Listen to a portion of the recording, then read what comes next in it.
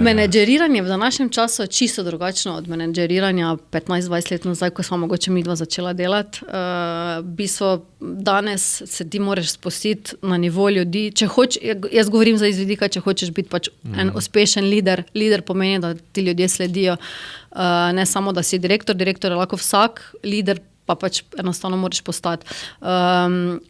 Treba se spustiti na nivo ljudi, na razmišljanje ljudi. Pri nas je na primer tak, jaz sem izvršni direktor, ampak jaz, ko vidim moje ljudi, gostinstvo rečemo, da bo zaplaval, da zaplava, jaz grem, jaz pomagam, jaz kuham kave, čistim in pomagam čistiti, barvam bazene poleti, ko imamo, tako da bi so mene res lahko ljudje vidijo, da delam z njimi, ampak jaz sem si jih s tem pridobila na svojo stran in mislim, da je to tisto, zaradi česa potem oni meni tudi sledijo v vseh teh mojih norih idejah, ko rečem, zavihajmo rokave, gremo, bojo vsi naredili tisti kilometr dodaten, zato ker vejo, da jih v takih situacijah pa nikoli ne bom pustila na cedilu. In to je pomeni neko moderno liderstvo, kjer smo ti mladi direktorji dejansko spoznali, da nismo več v različnih hierarhijah, ampak da ti, če želiš, da tebi ljudje sledijo, dejansko se moraš spustiti. Bom rekla, dejansko morajo videti tako eden od njih. Ja. Moj uspeh z Mitjo Segajem. Sponi in padci, predvsem pa izkušnje. To je Večerov podcast o dragocenih lekcijah. Za posel, za življenje. Zdravo, dobrodošli ne samo v novi epizodi Večerovega podcasta Moj uspeh, ampak v zadnji epizodi te sezone. Pred poletnim oddihom bo tudi ta epizoda v nekoliko bolj poletnem sproščenem vzdušju. Verjamem, da bo tudi pogovor tak, predvsem bo pa tematika poletna, turistična. Še preden predstavim današnjo gostjo, ne pozabite nas slediti na vseh platformah Spotify, Apple Podcasts in na YouTubeu. Komentirajte, všečkajte, predlagajte, koga bi še želeli videti na tem stolu, v tem studiu. Jeseni bo že nova priložnost. Tako da, predno razkrijem gostjo, moja današnja gostja je sicer Mariborčanka, ampak na delu preko meje in ne v Avstriji. Je članica uprave in izvršna direktorica Term Sveti Martin, enega najuspešnejših turističnih wellness resortov na Hrvaškem. O prevzemu te funkcije leta 2022 je postala prva ženska in prva Slovenka na čelu tega međimurskega rezorta. Njena karierna pot se je začela v mariborskem turizmu, nadaljevala se je v Termani Laško, nato pa jo je že podpeljala v Terme Sveti Martin, ker je najprej vodila prodajo in marketing, potem pa prevzela vodenje celotnega rezorta. In pod njenim vodstvom so Terme Sveti Martin postale prvi healthness resort v Evropi, prejele vrsto mednarodnih priznanj za inovativnost, trajnost. Prav tako je bila leta 2025 na kongresu hotelirov v Zagrebu razglašena za najboljšo direktorico hotela s 4 zvezdicami na Hrvaškem. To še ni vse, kaj vse bova še povedala v pogovoru. Z njo smo pogovarjali o turizmu, spremembah, navad gostov, vodenju ljudi in o tem, kako danes uspešno voditi turistično podjetje v tem zelo nepredvidljivem času. Nuša Korotaj, dobrodošla. Hvala za tako lepo najavo. To je bil po mojem najdaljši uvod v tem podcastu, ampak glej, neke stvari je pač treba povedati. Cenim to zelo, hvala. Res me veseli, da so se ni bilo treba dosti truda, niti bilo treba zvijati roke. Veseli me, da prepoznaš to, da se rada tudi pojaviš, se mi zdi, da si vendarle kot Mariborčanka izjemno uspešna, malo zapostavljena, tako da skušamo malo to spremeniti. Hvala. Tudi s takimi vsebinami. Daj povej, smo v nekem času, ko se recimo za turistične destinacije začela najbolj intenzivni del leta, poletje. Seveda pravimo, vi niste na obali, ampak krasne narave, malo celo izolirani. Zakaj je to dobro, boš tako v nadaljevanju povedala, ampak kakšni so zdaj ti dnevi pri vas?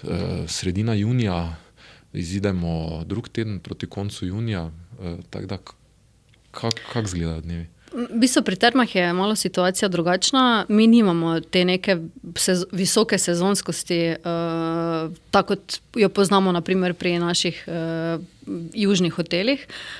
Tako da mi v bistvu smo celoletni rezort, delamo konstantno, imamo mogoče malo večji pik potem sedaj v poletnih mesecih, pa potem skozi advent, december, ampak vedno nekako držimo tako neko konstantno. Tako da v bistvu tako kot se pripravljamo na vse ostale sezone, se enako pripravljamo sedaj na poletje, kjer imamo potem največ nekih tranzitnih gostov, wellness retreatov, veliko družin, hkrati tudi veliko športnikov na pripravah, kongresov.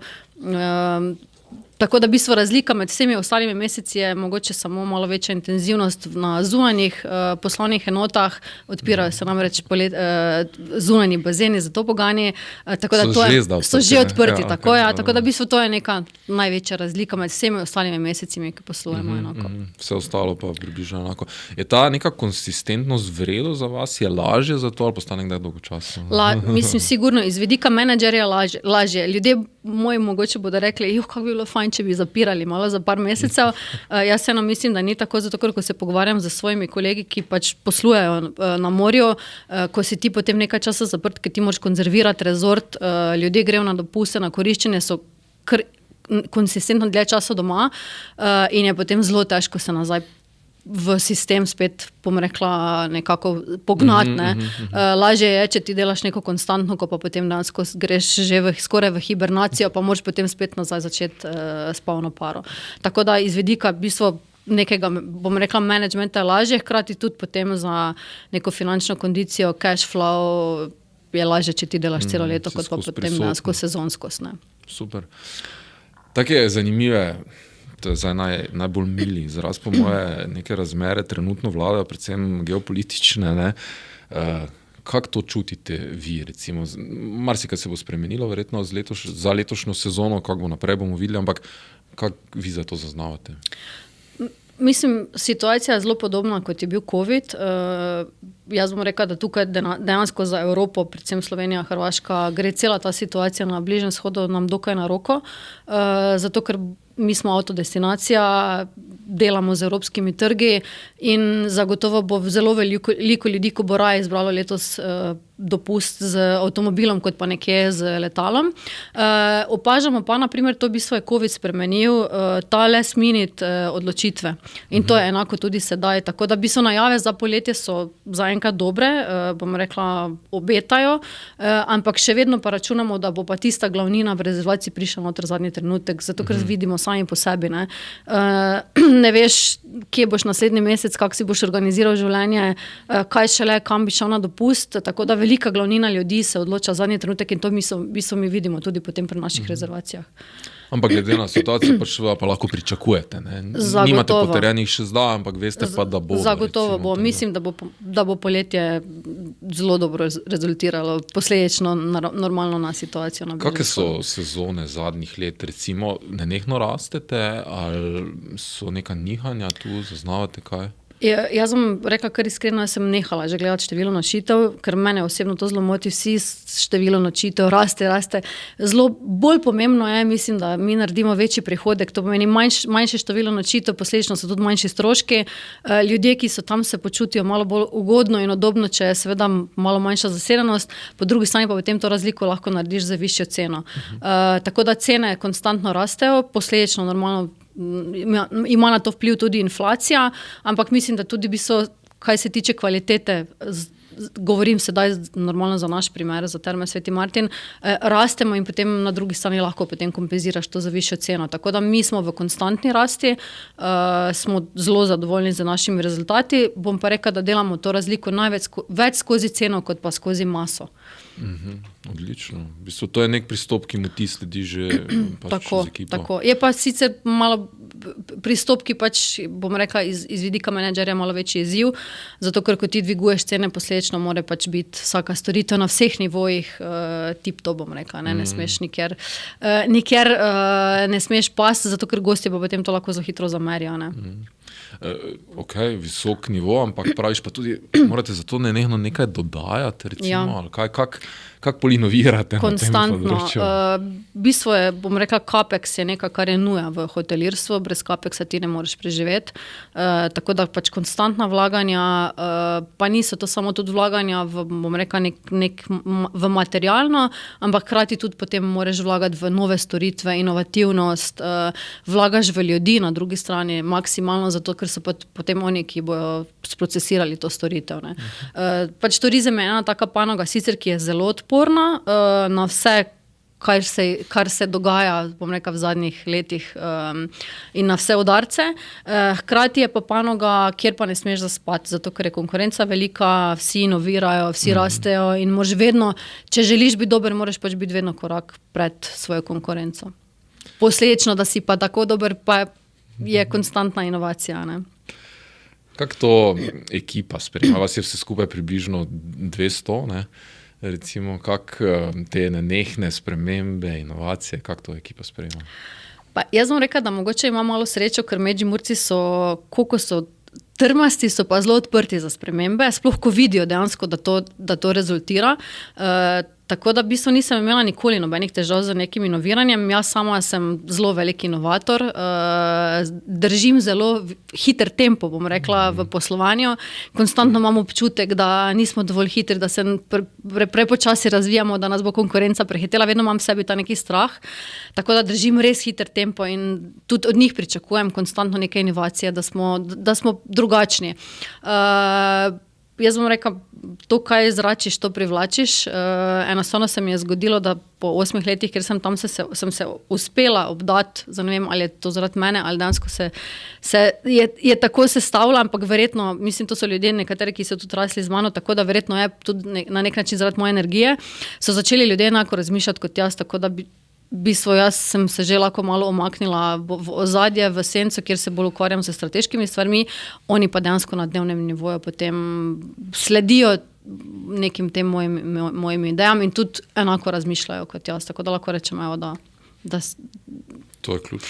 Da sem dosegla to, kar mi je bil največji cilj, da se obdam z ljudmi, ki mi dejansko pomagajo, potem to vse skupaj naprej tiščati. Super. Koliko je ta ekipa ožja tvoja velika, recimo, po področjih? Jaz imam pod sabo 6 direktorjev, vsak je odgovoren za svoje področje in potem imajo oni potem še te podvodje pod sabo, ki so potem odgovorni za določene poslovne enote. Okay. Fluktuacija sicer? Fluktuacija pri nas je zelo mala. Delali smo ravno pred kratkim, pa ne da se hvalim, težko mi je to, ampak je to en tak res zanimiv podatek, ker smo delali zaradi en natečaj. Fluktuacija, ko sem jaz prevzela vodenje Term Sveti Martin, je bila 35%, danes smo na 12%. Bravo. Ja. Bravo. Kaj so pa bili recimo takrat neki ful razlog? Mislim, kaj se je dogajalo? So neki zunanje ali predvsem notranje? Predvsem slabi odnosi, nezadovoljstvo, mogoče tudi nezadovoljstvo z plačo. Nas, v bistvu, celi ta neki mindset mogoče podjetja, kjer so ljudje odhajali, reka ne sezonsko z poslanjem, ampak sezonsko pri ljudeh se je poznala, ko so se odpirali poletni hoteli, je potem zelo veliko ljudi raje odšlo dol, ker so pač, ko so dali na vago večji prihodek, ni bilo na drugi strani dobrih odnosov, ki bi jih pa mogoče zadržali. Ne. Mi smo dejansko v zadnjih, bom rekla, 5 letih, odkar jaz vodim podjetje, res maksimalno vložili v odnose, v same neke benefite naših zaposlenih. Vemo, pač jaz se zavedam, da mi težko konkuriramo z našimi prihodki rezortom na morju, ker pač oni imajo ta pik prihodkov, kjer si potem lahko tudi privoščijo, da za tiste pol leta nekomu dajo toliko večjo plačo. Sicer ljudje pozabljajo, da si to moraš razdeliti na 12 mesecev, ne? Ampak v teh zadnjih 5 letih smo pač res uspeli narediti, da nam ljudje ne bežijo več na morje. Ne? Posledično, normalno za vsemi certifikati, ki jih imamo v družini prijazno podjetje, LGBTQ, benefite, ki jih imajo naši zaposleni, od tega, da dajemo našim zaposlenim brezplačno kreditiranje, brezplačno posojila, brez obrestna posojila. Hkrati imajo oni in celotne njihove družine lahko koristijo in naše bazene in velne storitve. Imamo res dobre popuste na gostinske storitve. Izobraževanj imamo kar veliko. Tako da, ko pač daješ ljudem, res na ta način, potem ti pač vračajo skozi neko lojalnost. Posledično normalno potem tudi fluktuacija pade, zato ker bo vsak rekel, gledaj, tistih 200 evrov mi ne dela razlike, če jaz grem v ponedeljek z veseljem v službo, v nedeljo nimam tistega krča v trbuhu, pozabi tistih 200 evrov, reši sem tu, kjer pa dejansko mi je lepo. Ne? Bravo, odlično. Ja.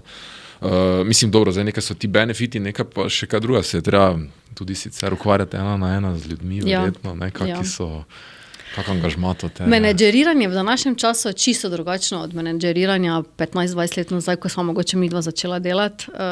V bistvu danes se ti moraš spustiti na nivo ljudi. Jaz govorim za izvedika, če hočeš biti pač en uspešen lider. Lider pomeni, da ti ljudje sledijo. Ne samo, da si direktor je lahko vsak, lider pa pač enostavno moraš postati.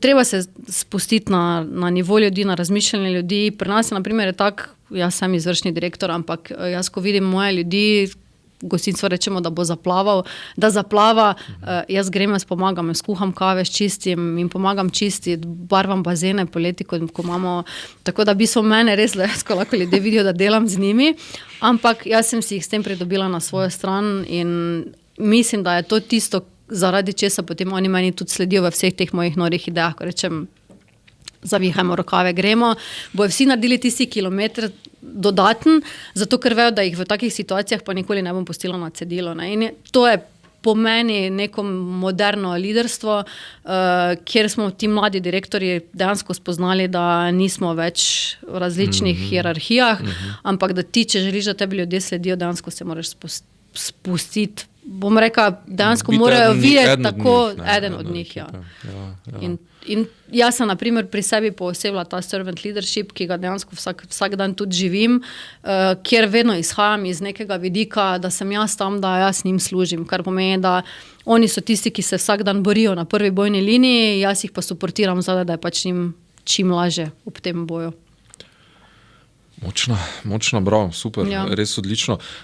Daj, kje si se, pa se tako bo še šla bolj osebno, ampak ti si nekako sama dognala to, ali si, kdo ti je prišepnil, kak delati, kje si se tega priučila? Ugotoviš skozi sebe, v bistvu, ko si na različnih pozicijah, ko se srečuješ z različnimi direktorji, vidiš, kak vpliv pusti nekdo na tebe. Ne? Sicer je zelo žalostno, da mogoče te bolj nauči nekdo, ki pač ni bil ravno direktor z velikim D, ki se je mogoče obnašal do tebe na način, ki ti ni ustrezal. Je ta šola mogoče bolj močna, ampak vseeno ti skozi svojo kariero vidiš, katerega direktora oziroma katero vodjo nad sabo ne boš nikoli pozabil. Ne? Nikoli ne pozajmo v veliki večini tisti, ko rečem mater, on pa je res bil nekdo, ki sem ga jaz želel slediti, nekdo, ki me je res, bom rekla, ki mi je bil vzor.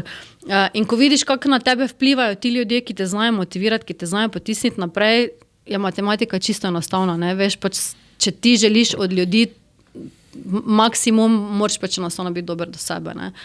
Dober do sebe in do njih normalno. Ja. Tako da bi so skozi kariero, mislim, jaz imam že skoraj 20 let karijere za sabo. Tako da v bistvu v teh 20 letih sem v bistvu spoznala, na kak način želim voditi, kdo želim biti, in ko sem nekako začela to implementirati v prakso, sem videla, da pa to res ima zelo dober rezultat. Mislim, super. Bodi človek. Evo, jaz vedno to rečem. Prvo človek, pa potem vodja. Ne? Ampak to izvesti na tak način pa verjetno včasih tudi ni enostavno. Ja. Ne? Ampak verjamem, da se da, no pa super se mi zdi, da to še vedno je nekje. Ne? Čeprav verjetno je tega manj, kot je bilo nekoč mogoče. Ali pa ne vem, ali se včasih bolj s trdo roko vladalo, danes pa...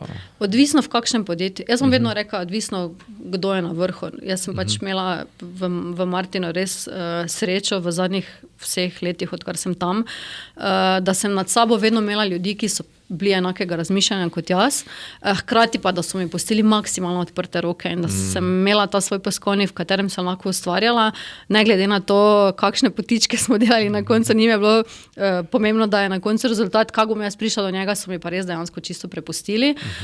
Tako da bom rekla, mogoče sem imela z tega vidika srečo, ker če imaš ti pa lastnika, ki pa te konstantno tlači, je zelo težko, da v takem dolgem časovnem obdobju lahko ti to zbalansiraš, da ti tega ne prenašaš dalje na svoje ljudi. Tako da, ja, pomeni tudi ta neki pomen menedžeriranja, ki ga imam jaz, pa hkrati pa pomeni verjetno tudi to, v kakem okolju dejansko sem jaz lahko delovala. In tu sem pač res hvaležna ljudem, ki sem jih imela okrog sebe, ki jih imam, da so mi pač to dopustili. Super. Se nava se v lastniške, ampak zelo živahno je bilo pri vas v zadnjih letih, ne, menjave lastnikom. Kličejo me kraljica due diligence, tako da. To pa veš vse, ne, koliko prevzemov, koliko nekih skrbnih pregledov, minujem, ampak ne, dodatno zaenkrat pač lastnika ne moreš zbirati, ne? To je tako, kot otroci ne morejo zbirati staršev, ampak samo skušaš najboljše znotraj tega narediti, ker si še vedno tukaj in kot kaže, ostajaš, verjetno si vse opravlja z odliko. Ja. Kako tvoj delovni dan zgleda? Zdaj ti skoraj vsak dan greš, tako rekoč vsak dan greš iz Maribora v Međimurje. V bistvu jaz nikoli ne vem za niti en moj dan, kako bo izgledal, ko si ga organiziraš. Jaz sem načeloma zelo strukturirana oseba, vedno imam vsako minuto zloženo že za cel teden naprej, ampak v turizmu je tako, da ti nikoli ne veš, kaj te bo dejansko čez dan pričakalo. Toliko stvari lahko gre drugače, se kaj zakomplicira, imaš kako poškodbo gosta, zaposlenega, karkoli dejansko, kar lahko gre narobe, tako da vedno ponavadi tisti moj dan gre v neko drugo smer. Imaš pa strukturo v osnovi zastavljeno. Jaz sem zelo strukturirana in disciplinirana oseba, tako da sicer poskušam biti bolj fleksibilen, kot sem mogoče bila 10 let nazaj, pač vidim, da me posel k temu priseljuje, ampak načeloma sem tako zelo po reglcih, bom rekla. Tako da v bistvu enkrat na teden imam kolegi z svojimi direktorji, tisto imamo res vedno konstanto, probam imeti dnevne briefinge tudi z njimi, drugače pa zelo veliko potem komuniciram z lastniki, z partnerji. V bistvu sem že na nekem nivoju, da strateško vodim podjetje, ker pač res skrbim, da gremo da plujemo v pravo smer, da imamo neko dobro finančno kondicijo, v bistvu, da imamo to neko poslovno zdravje, bom rekla. No. Za kako dolgo imate strategijo narejeno? Za 15 let. 15 let. Ja, s tem, da imamo dolgoročno, kratkoročno, imamo 15-letni v bistvu ta investicijski cikl, kaj bi mi v 15 letih želeli, imamo pa potem te kratkoročne strategije, ki jih delamo od 3 in 5 let. Ja. Ker omenjaš to negotovost, turizem je res ena specifika, to je 24 ur na dan, 7 dni v tednu, tu predaha ni, v bistvu dogaja se nenehno po noči, kako to handlate? Mislim, kako recimo ti, ne vem, ob 8 zvečer lahko rečeš, za me ne zanima, verjetno si v mislih skozi. Ja, okay. V bistvu turizem, bom rekla hotelirstvo, pa moraš imeti res rad, da lahko to delaš. Sploh hotelirstvo, pač vemo, da tebi se cel kup ljudi tukaj zamenja, gostov, raznih, z raznimi razmišljanjimi, željami. Zelo veliko stvari se ti tudi lahko zgodi, naprimer v hotelu. Pač hotel je ena taka stvar, kjer se lahko ti zgodi od smrti, samomorov, gosti se ti skregajo, poškodbe. Mi smo ena panoga, ki, bom rekla, zavzema največ zakonov, sploh v poslovanju, in tudi največ stvari lahko gre dejansko narobe in ti odgovarjaš za tega gosta tam, odgovarjaš za čistočo, hrano, vodo, požarno varnost, kemikalije, mislim, zelo je veliko stvari, pač, ki res lahko gre narobe. Tako da, v bistvu, moraš imeti res to rado, da to lahko delaš. Bom rekla, je pa zelo izpolnjujoče na drugi strani, ker vsi, ki pač smo dolgo v hotelirstvu, ti pride v kri in se zaljubiš v to. Imamo tudi veliko ljudi, kolegov, ki rečejo, jaz se tega več ne grem, pa grejo ven za leto, dve, pa pridejo nazaj, zato ker enostavno ne moreš živeti brez tega. Tako da je izpolnjujoče, na drugi strani pa je res ekstremno stresno. Meni se zna tudi kdaj zgodi, da me iz službe kličejo ob polnoči, ker je nekaj narobe, ne vem, ali je neki prepir, pretep, ali je res kaj, ki pač ti kot odgovorna oseba moraš odreagirati, oziroma jim moraš dati neki napotek, kaj narediti. Tako da pač to ni za ljudi, ki bi ob 4:00 vgasnili svoj telefon in računalnik, ampak je res za nekoga, ki je temu predan s polnim srcem, in vsi mi, ki to delamo, smo tam predani s polnim srcem za naše goste, za neko ustvarjanje spominov, njihovo zadovoljstvo. In edino tako lahko v bistvu v tem poslu tudi preživiš in da ostaneš normalen. Če vi ste tak material za en reality show, recimo, ki bi ga to, vse ne vem, če obstaja v kakem hotelu, ampak verjetno že tudi, ne, ampak življenje v hotelu, v bistvu to, zelo veliko tega diha, se ti zgodi. V bistvu, ne. Tudi, ne samo nastanitvenega, pa pol je ta prehranski del, v bistvu, ne, praviš pa kopališki del, pa tu neke segmenti se tu stikajo, v bistvu, ker res zato verjetno tudi toliko nekih zakonov in vsega, kar praviš, čemu ste vse podvrženi, v bistvu, ne, tako da.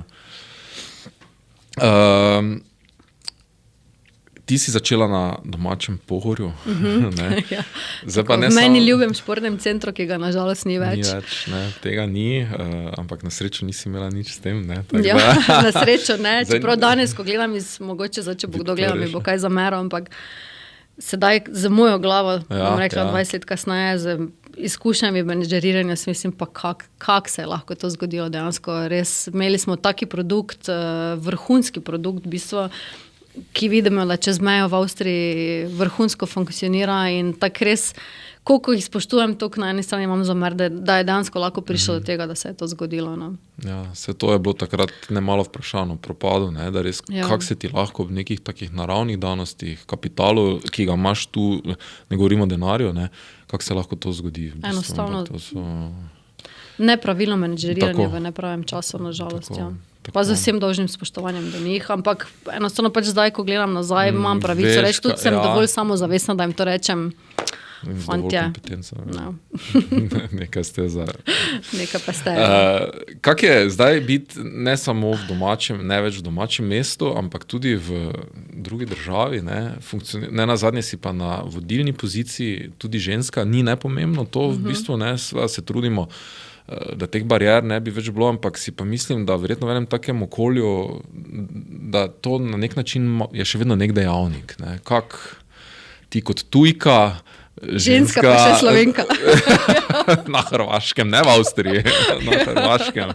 Mislim, da nas ni veliko Slovencev, ko hodimo delati na Hrvaško. Vem, ko sem si urejala dokumente in tu pri nas ni bilo jasno, pa kak Zakaj? Hrvaška. Mislim, da sem bila celo v zadnjih 5 letih edina Slovenka, tu v našem območju, ko hodim delati na Hrvaško, da ni v Avstriji. Ja. Tako da mi tudi noben dejansko ni takrat znal pomagati glede papirologije. Pa mislim, vsako poslovno okolje, bom rekla, za žensko je izziv, ne bom lagala, predvsem zato, ker ženske vseeno smo še na drugi strani, veliko nas je mam, ta life balance je zelo velik izziv, na eni strani vodiš podjetje, na drugi strani želiš biti mama, otroku, ki te potrebuje, ki raste, želim biti prisotna, tako da vedno neko to balansiranje med enim pa drugim življenjem, ki je zelo izziv. Hkrati pa ženska na nekem takem izvršni poziciji pa ne zgledam ravno kot nek tipičen CEO, rada sem lepo urejena, rada imam kozmetiko, rada imam lepa oblačila, mogoče ravno ne pašem z izgledom na to pozicijo, tako da sem se skozi svojo kariero z veliko predsodki srečevala. Poslovni svet je še vedno moški svet v glavnini, veliko moških ni navajeno, ko pride en tak CEO na nek poslovni sestanek, kjer sem mogoče jaz edina obkrožena za moškimi. Tako da v bistvu sem zelo se utrdila, moja koža je v bistvu železna, tako da nič več me ne premakne. Je pa izziv, hkrati pa normalno še vedno večji izziv, če delaš nekje v drugi državi, ki mogoče še srečuješ neke, bom rekla, pripadnike nekih nacionalističnih manjšin, ki imajo problem z tvojo narodnostjo, kljub temu, da imam hrvaške korenine. Tako da v bistvu je kar bil izziv priti do te pozicije, ki jo imam, in mislim, da sem mogla se 5-krat bolj potruditi, 5-krat več vložiti, 5-krat več, bom rekla, 5-krat bolj grist, zjokati se v pisarni in reči, ne, jaz ne bom popustila, gremo naprej. Sem pa sedaj že prišla na nek nivo, da sem že totalno samozavestna v tem, kar počnem in si dejansko zadnjih par let niti ne dovolim, da bi kaj takega mi prišlo blizu, kaj še, da bi nekdo tak z mano komuniciral ali pa ravnal karkoli. Ne. Je to lažje danes? Definitivno je lažje. Pot do tukaj pa ni bila lahka, to pa moram priznati. Obstaja ta neki stekleni strop, o katerem govorijo, ki ga pač moraš prebiti. Tako da je bil kar izziv, bom rekla. Nekaj praviš, si ti bolj utrjena, kaj pa se tudi za to reakcije spreminjajo okoli se? Ja. Jaz, ko sem prevzela v bistvu pozicijo, takrat iz direktorja marketinga na izvršno pozicijo, se mi zdi, je bil največji izziv, ker sem si pa kak Slovenka, pa ženska, pa kak bo to, ne. Vse narobe. V Martinu so bili vedno pred mano moški direktorji, ki so imeli tudi totalno drugačen način vodenja, vedno bolj avtoritativno, strogo, močno, hladno. Pa sem prišla jaz, tak prijazna mamica, sicer sem jaz tudi kar stroga, ampak moj način vodenja je bil vedno skozi neki tak emocionalni čut, bom rekla, razumela sem ljudi, razumela sem njihove probleme, nikoli niso dobili ne, če je bilo karkoli treba urediti z otroci, prej domov. Vedno sem šla res dejansko ljudem naproti in ko so to nekako ugotovili, potem so mi dejansko začeli zaupati. Hkrati je pa potem tudi lokalna skupnost videla dejansko, kako dobre rezultate imamo, koliko smo mi začeli rapidno rasti, da so potem končno priznali, evo, ona pa vseeno nekaj zna. Tako, da. Če ta rast, ki jo nenehno omenjaš, je to predvsem posledica nekega nenehnega inoviranja tvojega, mislim, in ekipe seveda, ampak ali se to, ker to se ne zgodi samo od sebe, ne? Vi bi lahko ostali pozabljeni tam nekaj. Mi rastemo veliko več, kot je nek efekt inflacije, tako da bistvo imamo to, če pogledamo našo rast, pa odzamemo to inflacijo na Hrvaškem, ki je naša rast vedno skoraj pa enkrat večja dejansko, kot je sam efekt.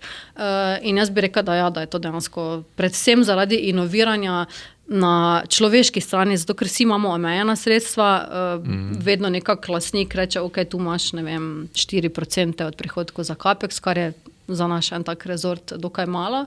Zato vedno moraš biti zelo inovativen pri razmišljanju, kako priti dejansko do teh rezultatov. Tako da jaz sem pač se usmerila na ljudi, zato ker vedno sem šla iz vidika, ko sem sama potovala, če je bilo pohištvo malo poškodovano, pa če mogoče si videl, da je nekje vzdrževano, lepo, ampak staro, pa če si imel na drugi strani nekega receptorja, ki te pa je sprejel, tako da si se res počutil posebno, drugače, boš vedno odpustil tisto malo, mogoče kaj vidiš, da je že dotrajano, obrabljeno, zato ker te bo na drugi strani ta emocionalni efekt kupil. Zato sem jaz pač videla ta način, da jaz dejansko lahko prijem do najboljših rezultatov skozi ljudi. Ni bilo to matematika, jaz pač dejansko imam rada ljudi, rada delam z njimi, rada jim vrnem nazaj to, kaj oni počnejo za mene, ampak je očitno bil to neki dober recept, da smo mi dejansko danes tu, kjer smo, da smo dobili vse te nagrade, ki smo jih dobili, da imamo res dober rezultat, da smo profitabilni, da konstantno rastemo, da so gosti zadovoljni, da ne glede na to, da imamo zelo, bom rekla, neki omejen investicijski cikl, imamo ekstremno dobre ocene na drugi strani, kaj se tiče pohval, recenzij tudi na spletnih kanalih. Ne. Tako da evo, lahko rečem, lahko naredim en tak zaključek tega vprašanja, da je to vlaganje v ljudi na koncu ima posledično take rezultate. Bravo, poklon. Bova še o nagradah, daj to mi še mes povesi, ti od nekdaj vedela, praviš karijera 15-20 let, da boš v turizmu, mislim, ali je to bilo nekaj? Res? Ja. Jaz v bistvu imam dva strica, ki sta hodila na srednjo turistično, ona dva sta bila meni vedno taki, bom rekla, vedno sem se nekako usmerjala po njima, vzgled sta mi bila. In jaz sem v bistvu že v 6. razredu osnovne šole rekla, da jaz grem pa na srednjo turistično. In sploh nisem hotela nič druga slišati, pa sem probali mogoče malo doma še kam drugam usmeriti, ne, srednja turistična. In je tudi srednja turistična potem bila, tako da je bila to moja edina izbira. Kasneje tudi, ko sem potem šla na fakulteto, je bila turistični faks edina izbira. Tako da v bistvu ne vem sploh, kaj bi druga študirala, če ne bi študirala tega. Tako da sem v bistvu imela že kot mala punčka zelo začrtano pot v turizmu. Tako zelo zanimivo. Ne znam si sploh tega razložiti, zakaj, ampak očitno je to bilo v meni. Super, da ga udejanjaš, moram spet to prebrati, ker seveda poleg te omenjene nagrade za najboljšega hotelirja na Hrvaškem si lani prejela tudi mednarodno priznanje na Svetovnem dnevu podjetnikov in sicer za poseben prispevek ženskemu podjetništvu v srednji in jugovzhodni Evropi. Sliši se strašno. Gremo dalje.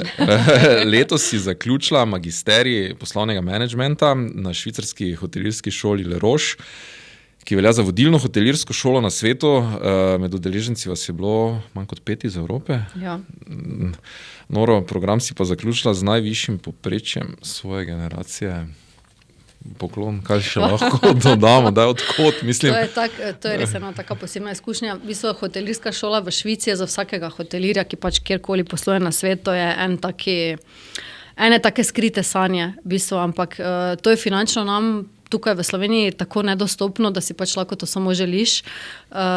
Kljub temu pač vedno so bile to neke moje skrite sanje, nisem jih normalno uspela udejanjiti še kot punca, kot študentka, ker si pač enostavno to doma nismo mogli nikoli privoščiti. Sem pa uspela udejanjiti sedaj, kjer sem se potem normalno dogovorila z mojim lastnikom, če obstaja kakšna možnost, da mi potem tukaj tudi malo finančno pomagajo. Dobila sem tudi štipendijo od te fakultete na podlagi pač mojih uspehov, piča, ki sem ga mogla posneti in vsega. Tako da sem bila potem dejansko sprejeta med 45 bom rekla, študentov v ta razred Executive MBA-ja. V bistvu nas je bilo 45 iz celega sveta, tako da sem imela sošolce od Brazilije, Kanade pa do Avstralije. V bistvu res kompletni svet pokrit, zato ker vsi na svetu si pa želijo hotelirstvo iti študirati v Švico, ker Švica je ta, bom rekla, srce hotelirstva in tam so res najboljše hotelirske šole.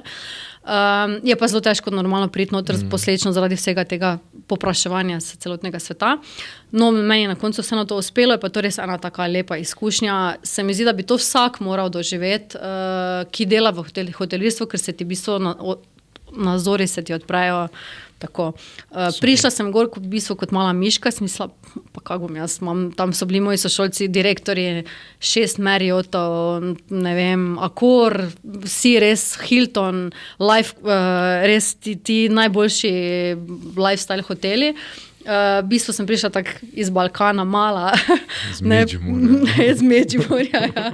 Ampak dejansko, ko sem jaz ugotovila, koliko mi znamo tukaj na Balkanu, je potem v bistvu moja samozavest rasla in se ne morem jaz biti nič slabša kot ti tako, vodi Marriott v Londonu, naprimer, z vsem tem znanjem, ki ga imam. Tako da, na koncu sem bila res študent generacije, kjer sem dejansko res lahko pokazala, koliko je v bistvu naše šolstvo tukaj kvalitetno, koliko nas, brezplačna šola na nek način, koliko nas naučijo, da ti lahko dejansko konkuriraš nekomu tam, ki pride iz drugega konca sveta, ki je v nekem velikem sistemu, naprimer, ne.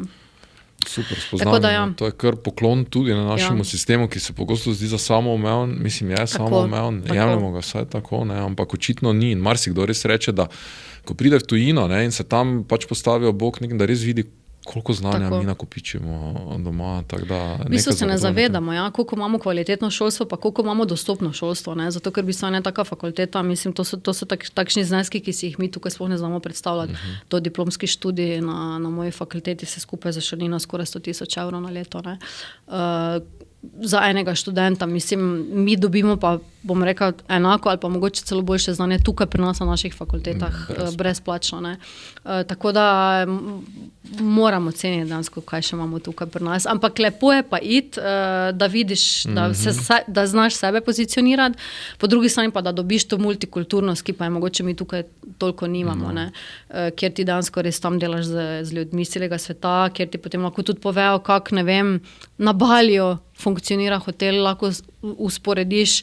Tako da ena res lepa mednarodna izkušnja, ki sem lahko samo hvaležna dejansko, da se mi je zgodila. Kaj je zdaj drugače? V tebi pa v Martinu, recimo? Jaz sem prišla čisto drugačna nazaj. V bistvu bom rekla, prvo sem bolj samozavestna, to definitivno, ko sem pač dejansko videla, kje mi smo, kako smo dobro pozicionirani. Po drugi strani pa sem jaz kot oseba drugačna, pač nekako provam še bolj motivirati naše ljudi, da še bolj začnejo verjeti v sebe, da dejansko poslušajo, da sledijo nekim svojim tem norim idejam.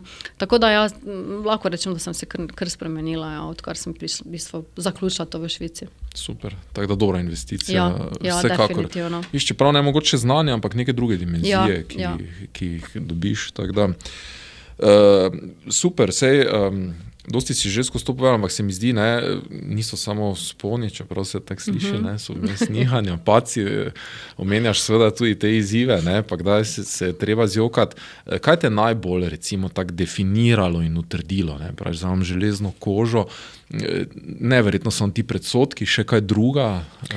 Pa jaz bom rekla, da je bil tisti glavni switch, se mi je zgodil v moji prejšnji službi.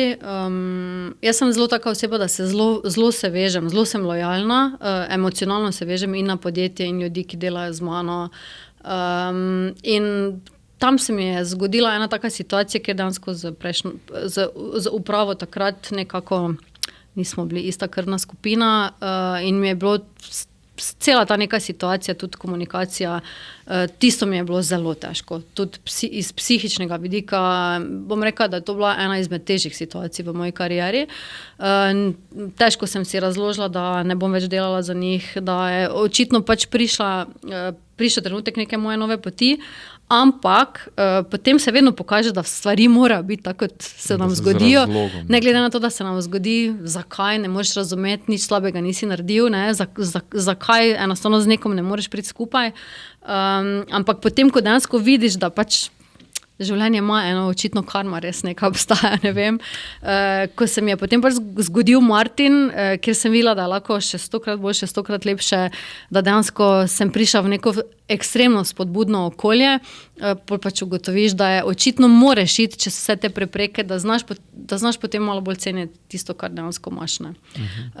Tako da pač mislim, da paci morajo biti v karieri, morajo se nam zgoditi, zato ker nas pač utrdijo, zato da se znamo vstati iz tega in iti močnejši dalje. Tako da jih ne gledam, jaz nikomor ne moram v celi svoji karieri, pa vedno so bile neke situacije, v vseh službah imaš neke, bom rekla, take situacije, kjer te malo vržejo na ta zadnjo, ampak jaz še vedno, ko pogledam nazaj, pravim, vse to se je moralo zgoditi, da jaz danes sem taka, kot sem, ker me je vse to na nek način tudi preoblikovalo, da pač lahko rečem, da sem danes en kvalitetni vodja, ki mu ljudje sledijo. Da si utrjena. Ja. Da nam povej, kako se gostje recimo spreminjajo, ne, se omenila si marsikaj, ampak svet pač nekam gre, ne, zdaj marsikaj se razgali, tudi se mi zdi skozi ta družbeno omrežje in to, da vidimo, kje živimo, ne. Ti to čutiš še bolj neposredno, ne, to niso tam nekje kliki za tipkovnic, ampak so verjetno konfrontacije 1 na 1. Kako so se gosti spremenili v zadnjem času? Zelo. Jaz mislim, da od covida dalje se je nekaj zgodilo v ljudeh, pa se to ne vidimo, samo v hotelih to vidimo že, ko greš v trgovino, naprimer, ali pa v pošto, pač vidiš, da je v ljudeh, v veliko ljudeh je en tak gnev, ki so polni frustracij in pač samo čakajo tisti trigger, da ta gnev eksplodira. Zelo velikokrat se to zgodi pri nas na recepciji, nažalost, kjer ljudje neke te svoje frustracije iz vsakodnevnega življenja potem ravno prenesejo tam pri nas, zato ker mogoče ravno luč ni stala tako, kot bi on želel, da stoji. Se mi pa zdi, da poleg tega, da pač ljudje veliko bolj frustrirano komunicirajo, kot so mogoče včasih, se mi pa tudi zdi, da veliko več želijo za svoj denar. Z nekim posledičnim višanjem cen, inflacije in vse to, normalno hoteli moramo temu slediti, vemo na drugi strani, da smo imeli energetsko krizo, abnormalno rast vseh vhodnih cen in če ti želiš preživeti v tem svetu, ti moraš to kompenzirati potem na drugi strani z višjimi cenami, ker pač enostavno drugače pa lahko zapreš pa nehaš delovati. In to narediš tako, da preneseš to na gosta, ne? Zato ker sam tega ne moreš kompenzirati, preneseš na gosta z višjimi cenami in ljudje še vedno želimo potovati, torej še vedno smo pripravljeni višjo ceno plačati, ampak ne, tu se pa je zgodil ta premik, smo pa postali zelo, zelo, zelo zahtevni na drugi strani. Ne. Zato, ker tudi nam potem za vsemi to inflacijo pada nekako ta, bom rekla, kvaliteta življenja. In ko si mi nekaj privoščimo, da gremo na dopust, da je tip-top. In tu vidimo potem pri gostih, da dejansko veliko več zahtevajo, veliko bolj so strogi, veliko manj odpuščajo neke napake, zato smo tudi mi dejansko mogli iti na še en nivo više, da dejansko lahko potem jih zadovoljiš. Ne. Tako da na eni strani ta frustracija negativna, bom rekla, v ljudeh, kjer pač ti prenesejo marsikaj iz svoje glave, na drugi strani pa potem te visoke zahteve. Tako da danes poslovati v hotelirstvu je res velik izziv. Ne? Na drugi strani imaš pa še zaposlenega, ki se pa mora smejati cel čas, ko bom rekla, streže takemu gostu. To je paradoks, se mi zdi, recimo, ne, to ljudje gremo na dopust, da odklopimo, ne, pa to in tam se obremenjuješ s stvarmi, ki so v bistvu res nepomembne. Ne. Ja. Mislim, verjetno gre v večini primerov za neke banalnosti, ne. Nič ni usodno, nič ni življenjsko ogrožujoče, verjetno, ne, razmogoče pokvarjena ostriga, ampak dobro. To res ne bi bilo, to je zadnje. Ampak ne, hočem reči, mislim, veš, se obremenjuješ na dopustu, kamor bi šel pač odklopiti v neki wellness, well-being, nekaj, skratka, to je zanimiva situacija. Ja. Je pa vedno več tega, vedno več opažamo teh nekih takih negativnih reakcij pri ljudeh. In ta pandemija, ki jo pač omenjaš, da je ta shift povzročila, ne, se mi zdi, res takrat bi se morali, mi pa se nismo nažalost neke strpnosti naučiti. Ja. Takrat to je bil moment, ko je vse postalo nepomembno, v nekem trenutku komponenta časa ni obstajala, ne? Vse, kar je bilo do takrat nujno, čez noč ni več bilo nujno, niti ni bilo pomembno, ne samo ne nujno, tudi nepomembno, no, ampak smo to vse pozabili, ne? In zdaj smo to potencirali. Ja, jaz sem taki en večni optimist, pa sem bila prepričana, da bomo šli v eno tako drugo smer, da se bojo ljudje res nazaj v sebe, pa vidim po reakcijah, da ni ravno tako, se mi zdi, da smo šli še level up glede te nervoze. Veš, ko se mi je zdelo, da je bilo tak en eye-opener, je bil to, veš, ko smo takrat brali o tem, da ne vem, v Benetkah prvič vidijo dno morja, recimo, pa to so bile momenti, ki jih nihče od nas ni poznal, recimo, do takrat take zgodbe, ne, in se ti porazdi, wow, mislim, to bi moralo spremeniti, pa se ni zgodilo. Ne, žal. Čakamo še ta moment. Healthness so omenila, ne? To je ena taka tudi nova skovanka, po mojem, vi ste bili prvi Healthness resort, kaj ta koncept sploh pomeni, ne? In, mi smo si izmislili ta koncept, ker smo ravno iz istega vidika, kot sem rekla prej, želeli biti drugačni. To je v bistvu spoj dveh besed health in wellness, kar pomeni, mi smo naredili to sestavljanko, torej zdravi wellness, kjer smo potem celotno naše poslovanje koncipirali na zdravju. Ne glede na to, iz česa izhajamo, ali je to zdrava prehrana, zdrava komunikacija, ponudba, ki lahko poboljša zdravje, zato ker mi vedno rečemo, ok, naš ciljni gost je nekdo, ki želi priti k nam in mi bi mu radi pomagali spremeniti neke njegove življenjske, bom rekla, koncepte. Da lahko ljudem pomagamo, kako v bistvu boljše živijo, kako se boljše prehranjujejo, kako na koncu imeti eno dobro ravnovesje. Zelo zanimivo, mogoče samo da omenim, mi delamo po filozofiji Rudolfa Steinerja, to pomeni komplet naš koncept je na tej filozofiji, mogoče ga ljudje ne poznajo tako dobro, ampak on je bil rojen v istem času kot Nikola Tesla, takrat ni bil toliko, bom rekla, priznan, ker je bil zelo drugačen, bil je zelo, bom rekla, preinnovativen za tisto področje. V današnjem času ga pa zelo cenimo. On je začetnik waldorfske pedagogike, Veledo kozmetiko je napisal kompletne recepte, setveni koledar, bil je organski arhitekt. Tako da mi smo v bistvu, on se je rodil zelo blizu nas, par kilometrov stran in mi smo to njegovo filozofijo nekako povzeli. In mi dejansko vse, kar delamo nekako iz tega vidika, da pač vse, kar želimo ponuditi, želimo, da je zdravo. Zato imamo tudi lokalno kozmetiko v sobah, imamo biodinamični vrt, imamo preko 30 pogodb z našimi malimi kmetijami v radiju 120 km. Tako da bi so mi tudi hrano, ki jo ponujamo na zajtrku, je 80% lokalnega in bio izvora, kar lahko rečem, da smo edini hotel na Hrvaškem dejansko, ki pač ima to neko, bom rekla, razmišljanje oziroma ki gre v to smer. Hkrati pa nudimo potem še cel nek kup, bom rekla, ponudb storitev za izboljšanje zdravja.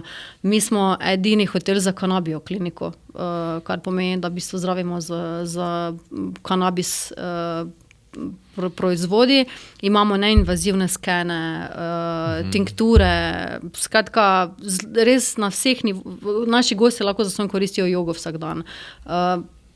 Res skušamo skozi vsak segment našega poslovanja ponuditi zdravo.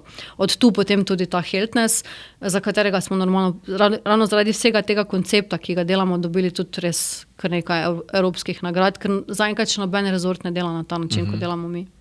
In tudi nek novo skupino kupcev, mislim, gostov, ki pač so dovzetni za to. Ja, mislim, s tem, ko smo mi spremenili koncept našega poslovanja, smo potem videli, da dejansko dobimo kar nekaj ljudi, oziroma družin, gostov, tudi kongresov na koncu, ki jim je ta način zelo pomemben in ki se vračajo k nam ravno zaradi tega, ker vejo, da pri nas tisto, kaj dobijo, je pa res najboljše za njih. Super. Odlično. Trajnost je sva tudi pomembna točka, ne? Vi ste tudi tu kar močni, da je povej, to danes še neka konkurenčna prednost ali to postal nek minimum? Mislim, jaz bi rekla, da še vedno konkurenčna prednost, sploh na Hrvaškem. Hrvaška se je zelo zbudila v zadnjih parih letih glede te trajnosti in res dajo zelo velik poudarek na to, tudi vsa bom rekla, subvencioniranja, evropski fondi, ki grejo skozi Hrvaško, so pogojena za tem, da si maksimalno trajnostno, oziroma da maksimalno delaš na tem nivoju. Tako da jaz lahko rečem, da nam je trajnost, mi smo se potem tudi shiftali, to je tudi en del tega bom rekla, mindseta Rudolfa Steinerja, da si dober do narave, da vemo pač, da hotelirstvo je ogromen onesnaževalec, karkoli mi pač res proizvedemo veliko in odpadkov in potrošne vode in vsega, da si kot hotel maksimalno odgovoren do lokalne skupnosti, v kateri živiš. To je bil tudi pač bom rekla, ta steber našega poslovanja in mi smo se tukaj res potem profilirali v zadnjih parih letih, postali smo, lahko rečem, pionir trajnostnega poslovanja, ki tudi nas ministrstva, vlada vedno uporabljajo kot nek primer dobre prakse. Posledično nam je pa to odprlo zelo, zelo veliko vrat. Hkrati, bom rekla, normalno ima tudi efekt v poslovanju. Mi smo si res konkretno znižali stroške z tem nekim našim načinom. Je vedno neka začetna investicija, ampak ko ti na dolgi rok si izračunaš, se trajnost vedno izplača. Če vzameš obdobje 5 let, ne vem, samo evo en taki minimalni primer, namestiš te perlatorje na pipe. Mi, ko smo to namestili na vse naše pipe, mi smo zmanjšali potrošnjo vode za 30%. Zdaj, če si kar pri vaših količinah ogromno, skoraj tretjina ogromno. Ja. Tako da v bistvu, ko si potem ti vzameš začetno investicijo v te perlatorje, ki jo govorimo mogoče 5000 evrov, ko vidiš ti presek 5 let, sploh nimaš kaj razmišljati. Ne? Tako da vedno se je pokazalo, vedno mi ne reče, ja, pa trajnost je draga, ja, začetna investicija mogoče, ampak ko se pa ti zračunaš, se pa to na koncu vedno izplača. Ne? Poleg tega, da imaš bom rekla, en taki zelo dober moment, ko nekdo vidi, da si pač res maksimalno trajnosten. Tako da v Evropi mogoče je že Evropa, bom rekla, severnjaki so že toliko daleč, da te stvari, ki jih mi delamo tukaj pri nas, so že pri njih pod mus. Pri nas pa še vedno smo dobili neki ta trajnostni zalet. Ampak nam je to pač v našem DNK-ju. Mi res skozi, jaz naprimer jaz sem tudi sama nekako vedno želim biti čim bolj okoljsko naravnana in vedno tudi vsake moje menedžerske odločitve, ki jo pač sprejmem, vedno pogledam na to, če je to dobro. Ker trajnost načeloma ni samo kako se mi obnašamo do narave, ampak je tudi kako se obnašamo do ljudi, ne? Kako se obnašamo do lokalne skupnosti, do vseh deležnikov, ki z nami sodelujejo. Ne? Tako da vedno se vprašam, ali je to zdravo, pametno, na koncu pač je ta beseda trajnostna ali ni. Ne? In tudi spodbujam potem svoje sodelavce, da vedno pogledajo, če v karkoli gremo, če je to res maksimalno trajnostno. No? Super. Nuša, kje vidiš še neke razvojne priložnosti, ko govorimo o turizmu v Sloveniji, na Hrvaškem, tudi v Avstriji, ne vem, predvsem ta Avstrija bila nekoč standard, ne? Je danes še vedno? Recimo, ja, še vedno. Mislim, se zgledujete tudi vi? Mi vsi vemo, mislim, vsi, ki živimo v Mariboru, targetiramo dosti proti Avstriji. Mi vidimo dejansko, oni lahko, zelo nekaj malo po domači, iz vsake šoder jame so naredili rezort, ki vrhunsko funkcionira. Tako da v bistvu lahko se marsikaj naučimo od njih, ampak hkrati bi se pa marsikaj tudi mogli vsi naši uradniki naučiti od njih. Zato, ker mislim, da vseeno Avstrija, da je prišla do tu, kjer je bila zelo fleksibilna. Vsi so si želeli ta razvoj in so potem tudi vsi deležniki delali na temo. Mi si pa znamo tukaj pri nas zelo veliko stvari zakomplicirati in potem smo sami sebi, bom rekla, največji sovražnik. Ja, manjka to, ne, da ni te vizije skupne in misije, da so res vsi na isti poti, ne, en imenovalec. In to tam res sem zdaj v Avstriji prepoznaš to, kadarkoli, kjerkoli, oni imajo en cilj, vsi mu sledijo. Ne glede na to, katera vlada je na oblasti, temu grejo se sledi vsi tako, in ni odstopanja od tega čisto nič. Ja. Vsi to zagovarjajo, vsi vejo, do tega cilja moramo priti in vsi smo na isti poti. Tako da v bistvu avstrijski turizem nam je še vedno en taki, bom rekla, zelo lep primer dobre prakse. Pa mislim, že to, da so oni so popolnoma se obrnili sezone. Ne? Ti lažje dobiš sobo v hotelu v času smučarske sezone, kot pa v času poletne, na primer. Ja, to se je zdaj res obrnilo. Kar je zaenkrat, če pri nas vedno si težko zamisliti. Tako da ja, mislim, ne samo za Slovenijo, tudi za Hrvaško je tak zelo en lep primer. Kaj bo torej pri nas drugače, Pri nas, čez 10, pa 15 let? Jaz vidim neki potencial v turizmu najbolj na tem na nekem individualnem pristopu. Vedno več ljudi, ne zavezano samo za terme, ampak vidim nasplošno, pa tudi po sebi, vedno bolj iščemo neke tihe kotičke, mir, individualni pristop, zdravo hrano, vedno bolj celi svet nekako gre v tej smeri nekega, bom rekla, stran od mase. Tako da tu sigurno je zelo velik potencial. Pri nas mi pač imamo to srečo, Slovenija, Hrvaška, da smo tako še vedno malo poseljeni, varni, imamo zelo veliko butičnih nekih proizvodov, ki so danes iskani, tako da čim večji poudarek na tem, tudi v moji strategiji je to čim večji poudarek na tem nekem posebnem, drugačnem pristopu, individualnem, čim bolj stran od tega masovnega turizma. Optimistično zveni, moram reči. Ja, super, to me veseli, ker se mi zdi, da si vedno več turistov, ne, ker pač vsi smo v neki točki tudi turisti, tudi ti, ne. Si želimo verjetno res manj mase, ne, ampak se zdi to zdaj preprosto nemogoče doseči, ne, ampak me veseli, da to, tako da ne bo prevelike reklame za Medžimurje.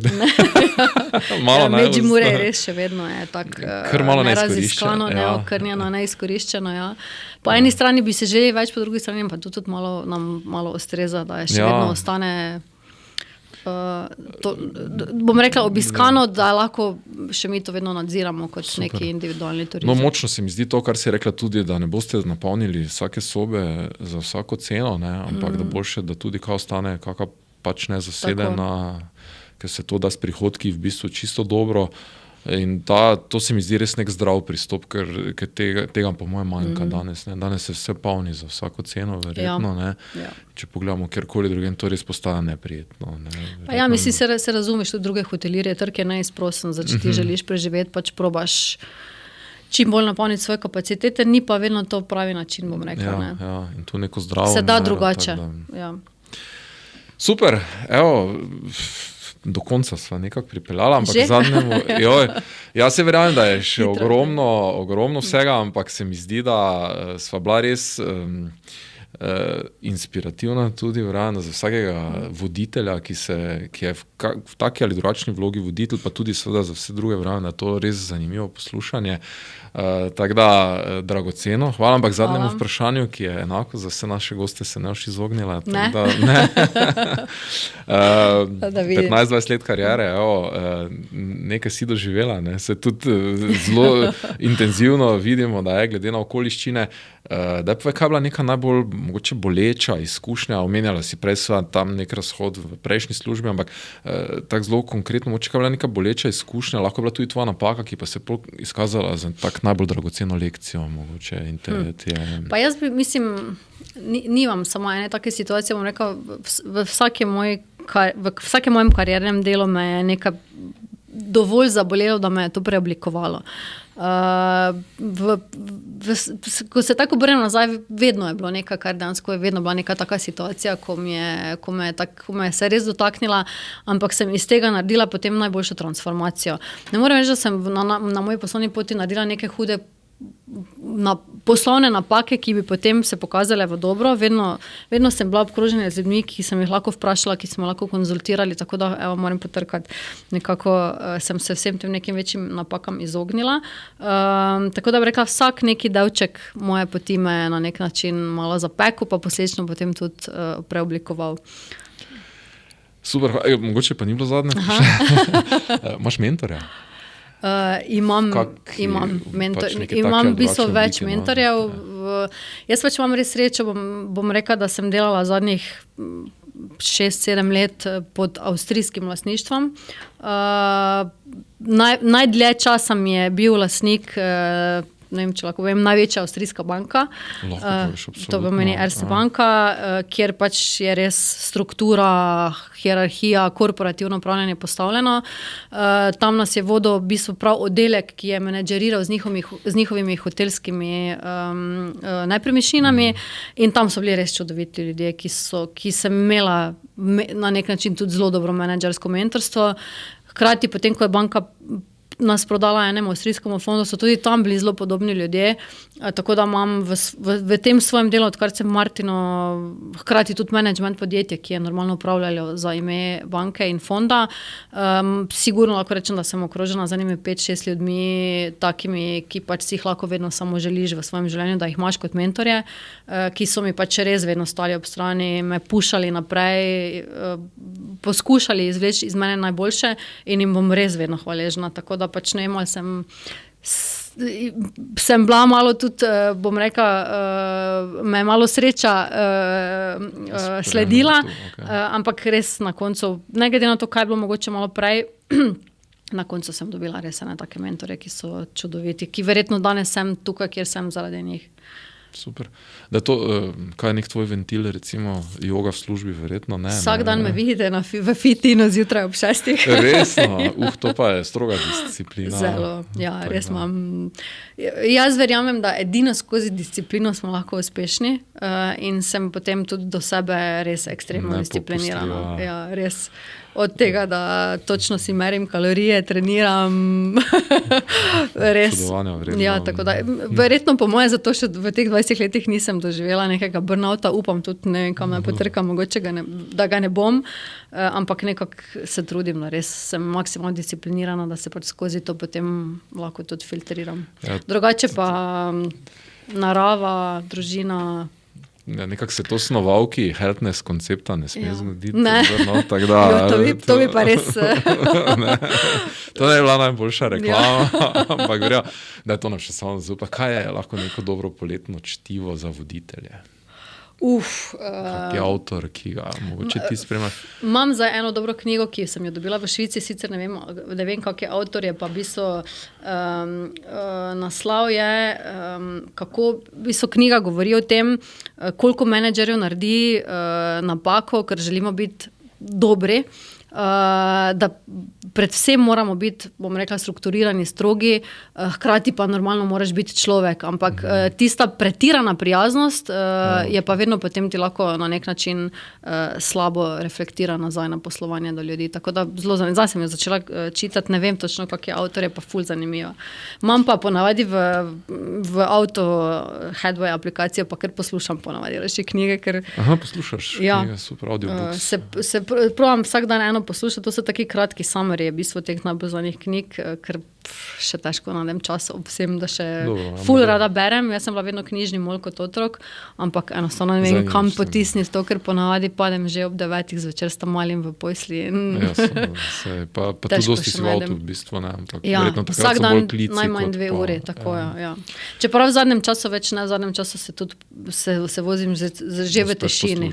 Aha, v tišini, super.